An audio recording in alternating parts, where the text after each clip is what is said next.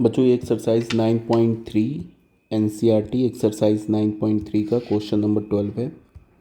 इसमें क्या बोल रहा है कि find the equation of the right bisector of the line segment joining the point this and this. इन दोनों पॉइंट्स को ज्वाइन करने वाला जो राइट बाइसेक्टर है, कहने का क्या मतलब है कि एक पॉइंट को हमने ए मान लिया, ठीक है।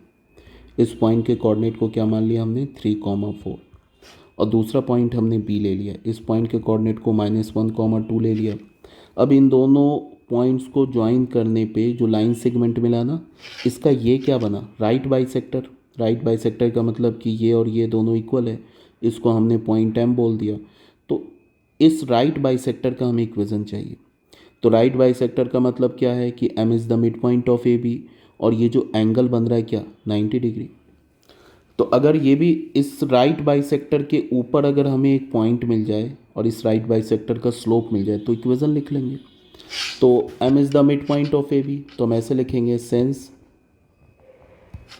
Point m is the mid point, ये क्या हमारा mid point of A B का मिड पॉइंट है। तो m का कोऑर्डिनेट क्या होगा, m का कोऑर्डिनेट यही होगा ना 3 - 1/2 और क्या होगा 4 + 2/2।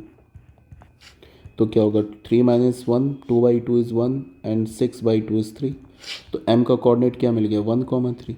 अब ये जो है हमारे इसका स्लोप कैसे निकलेगा, स्लोप ऑफ पहले ए बी निकालो, slope of line A B line का स्लोप क्या होगा del y by del x।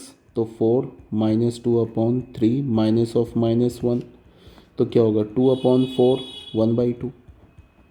तो स्लोप ऑफ राइट बाइसेक्टर मान लेते इस पॉइंट को हमने P मान लिया, तो स्लोप ऑफ PM क्या होगा, स्लोप ऑफ PM, ये जो राइट बाइसेक्टर है ना PM, इसका स्लोप क्या होगा -1 स्लोप ऑफ ए बी का स्लोप परपेंडिकुलर है ना दोनों एक दूसरे के, तो 1/1/2, तो ये क्या हो जाएगा -2। तो अब हमें क्या मिल गया, राइट बाइसेक्टर का स्लोप मिल गया और राइट बाइसेक्टर के ऊपर एक पॉइंट भी मिल गया, ठीक है। तो इक्वेशन ऑफ राइट बाइसेक्टर क्या होगा, इक्वेशन ऑफ राइट बाइसेक्टर का equation from point slope form point slope form से राइट बाइसेक्टर का इक्वेशन क्या होगा। एक तो हमें स्लोप मिल गया -2 और पॉइंट क्या हमारे पास 1,3। तो यही होता है ना y - y1 is equals to m x - x1। तो हमारे पास पॉइंट क्या मिला है 1,3 और स्लोप क्या मिला है -2। तो क्या हो जाएगा y - 3 is equals to -2 x - 1। तो यहाँ से हमें क्या मिलेगा y - 3 is equals to -2x plus का 2। तो यहाँ से क्या हो जाएगा ये 2x + y - 5 is equals to 0। तो ये हमारा आंसर हो गया, यही हो गया राइट बाइसेक्टर का इक्वेशन, ये हमारा आंसर हो गया। यही है ना हमारा राइट बाइसेक्टर, इसका इक्वेशन क्या हो गया 2x + y - 5 is equals to 0, ठीक है। बच्चों नेक्स्ट क्वेश्चन में आ जाओ। इसमें क्या बोला, find the coordinate of the foot of perpendicular. हमें क्या निकालना है, फुट ऑफ परपेंडिकुलर का कोऑर्डिनेट निकालना है फ्रॉम द पॉइंट, इस पॉइंट से टू दिस लाइन।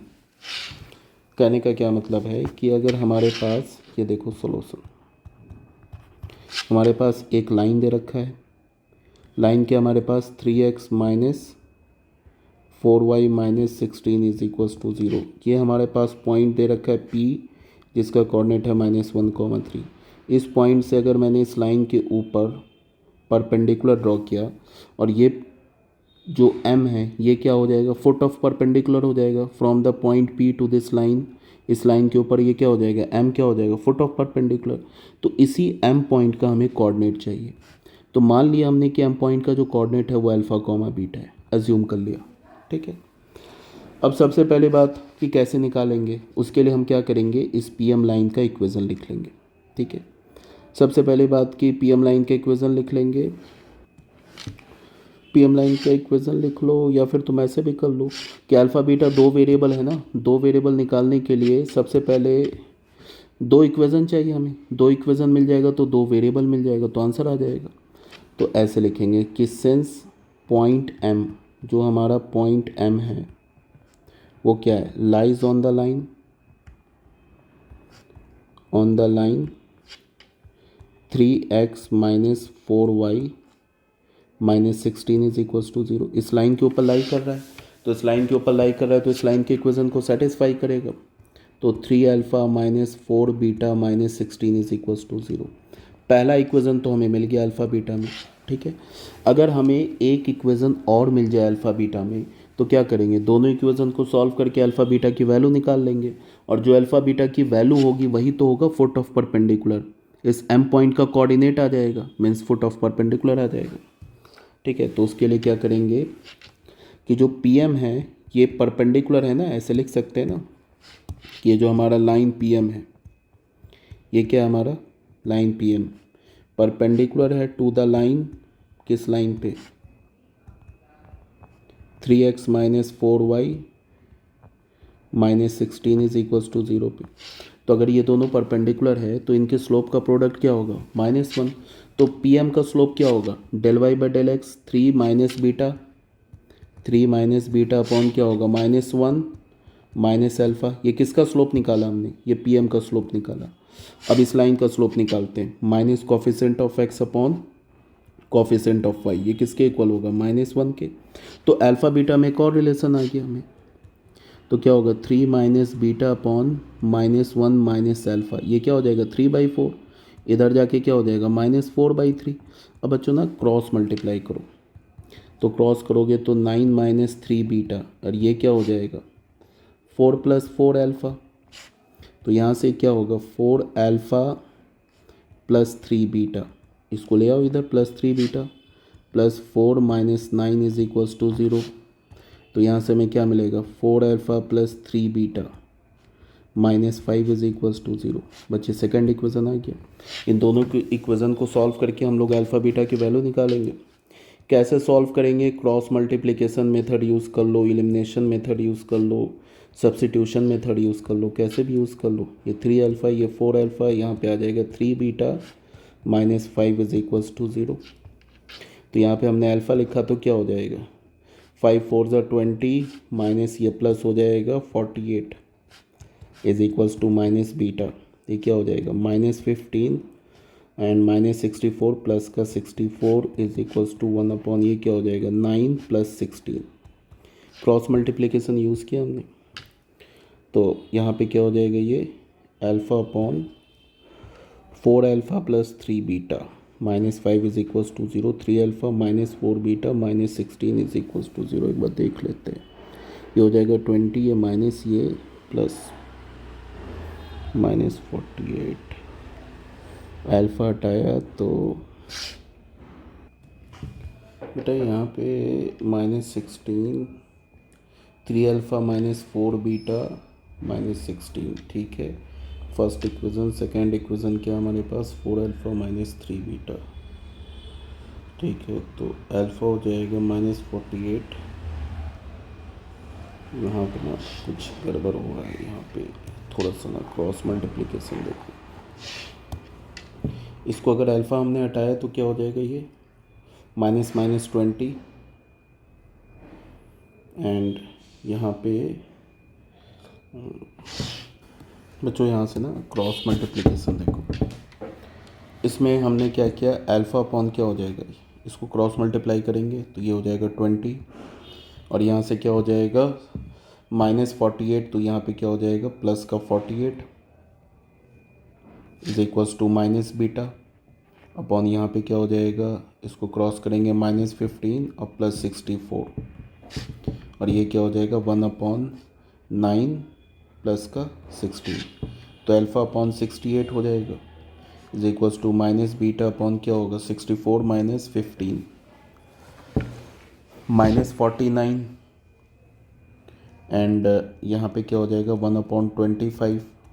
तो यहाँ से हमें अल्फ़ा की वैल्यू क्या मिल गई, अल्फ़ा की वैल्यू मिल गई 68/25 एंड बीटा की वैल्यू क्या मिल गई 49/25।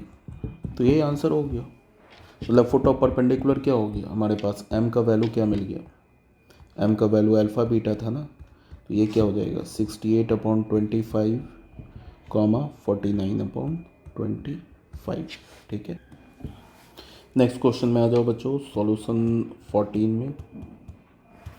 इसमें क्या बोल रहा है कि the perpendicular from the origin to the line meets it at the point -1, 2। ठीक है, find the value of M and C. Question में क्या बोल रहा है, the perpendicular from the origin to the line. अगर हमने ओरिजिन से इस लाइन पे परपेंडिकुलर ड्रॉ किया, ठीक है, यहाँ पे हमारे पास ओरिजिन से इस लाइन पे परपेंडिकुलर ड्रॉ किया, meets it at the point, इस पॉइंट पर मिल रहा है। तो सबसे पहले इक्वेशन हमारे पास क्या है लाइन का, y is equals to M x plus C. Origin से परपेंडिकुलर ड्रॉ करेंगे, ऐसे देख लो एक बार तुम, रफ डायग्राम देख लो। यहाँ हमारे पास ऐसे दे रखा है, ये हो जाएगा 0, c, y इंटरसेप्ट क्या है c।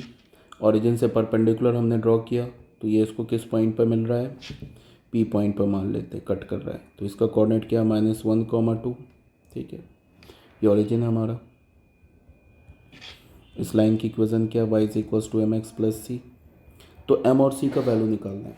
ठीक है, तो ऑरिजिन से इस लाइन पे परपेंडिकुलर क्या हो जाएगा, सबसे पहले इस लाइन का जो स्लोप है, इस लाइन का स्लोप, और ये जो ओपी लाइन का स्लोप है, ये दोनों लाइन आपस में परपेंडिकुलर है ना, तो दोनों लाइन आपस में परपेंडिकुलर है, इसका मतलब क्या है, दोनों के स्लोप्स का प्रोडक्ट -1 होगा। इस लाइन का स्लोप क्या है m, और स्लोप ऑफ OP यहाँ पे क्या होगा, स्लोप ऑफ OP का स्लोप, ये किसके इक्वल होगा, -1 के। तो m इंटू OP का स्लोप क्या है, ∂y/∂x, तो यहाँ पे क्या हो जाएगा 0 -2 upon 0 minus of -1 is equals to -1, ये क्या हो जाएगा -2m इज इक्वल्स टू -1। तो m की वैल्यू क्या हो जाएगी 1/2। ठीक है, तो m की वैल्यू तो हमें मिल गई। उसके बाद हमें क्या करना है कि इस लाइन का c का वैल्यू निकालना है। तो c का वैल्यू निकालने के लिए क्या करेंगे, c का वैल्यू निकालने के लिए बहुत इजी है। इस लाइन के ऊपर एक पॉइंट है ना हमें -1, 2, तो इस लाइन को y is equals to M x plus c. इस लाइन के ऊपर एक पॉइंट क्या हमारे पास -1, 2, तो ये पॉइंट इस लाइन को सेटिस्फाई भी करेगा। तो y is equals to m की जगह तो हमने m इज इक्वल्स टू 1/2 निकाला है, x और c प्लस सी, मतलब -1, 2 पॉइंट इस लाइन को सेटिस्फाई करेगा, तो पुट कर दो, y की जगह 2 पुट करो, 1/2, x की जगह -1 पुट करो, प्लस c। तो यहाँ से क्या हो जाएगा, c is equals to 2 plus 1/2, तो ये क्या हो जाएगा 5/2। तो यहाँ से c इज इक्वल्स टू 5/2। तो हम क्या बोल सकते हैं, hence m is equals to 1/2 and c is equals to 5/2। ये हमारा आंसर हो जाएगा। ठीक है, क्या बोल रहा था, m और c का वैल्यू निकालने के लिए, तो निकाल लिया। Okay, thank you.